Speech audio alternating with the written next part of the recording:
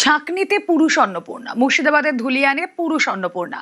নূর ইসলামের নামে অন্নপূর্ণা ভান্ডারে আবেদন, ভেরিফিকেশনেই বাতিল।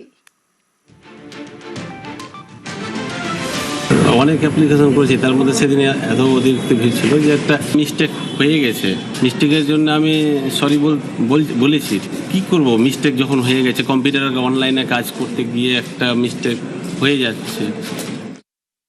তৃণমূলের আমলে পুরুষ লক্ষ্মী ভান্ডার পেয়ে অভ্যস্ত। এখন যে বিজেপির সরকার প্রতিষ্ঠিত হয়েছে এটা তাদের মাথায় নেই।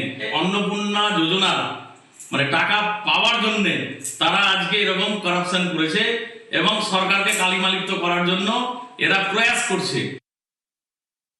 অবৈধ অনুপ্রবেশকারীরা তো পাচ্ছেন, তার সাথে সাথে হাজার হাজার তৃণমূল কংগ্রেসের নেতা যারা মহিলা নন বা এই কর্মসূচির আওতায় আসেন না, তারা লক্ষ্মীর ভান্ডার লুট করছেন। আমরা কাউকে ছাড়বো না।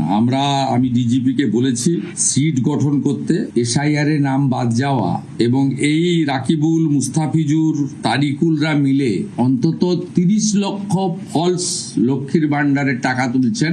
কত হাজার কোটি টাকা আপনাদের জনগণের টাকা কিভাবে এরা লুট করেছে, এই লুটেরাদের পার্টি, এটা তার প্রমাণ। আমরা এদেরকে একেবারে গ্রাসরুট থেকে ক্র্যাকডাউন করব আইনের মাধ্যমে। পুর নিয়োগ দুর্নীতিতে মাস্টারমাইন্ড সুজিত বসু, তৃণমূল জামানার দমকল মন্ত্রীকে মূল অভিযুক্ত করে চার্জশিট জমা দিল এনফোর্সমেন্ট ডিরেক্টরেট। ইডির দাবি, দক্ষিণ দমদম পুরসভাতেই 340 জনের চাকরির সুপারিশ করেন সুজিত বসু। চাকরি পিছু 6 লক্ষ টাকা নেওয়া হয়। সুজিত বসুর হাত ধরেই পুরো দুর্নীতির 20 কোটি এসেছে বলে চার্জশিটে দাবি কেন্দ্রীয় সংস্থার। ইডির চার্জশিটে সুজিতের ছেলে সমুদ্র বসুরও নাম।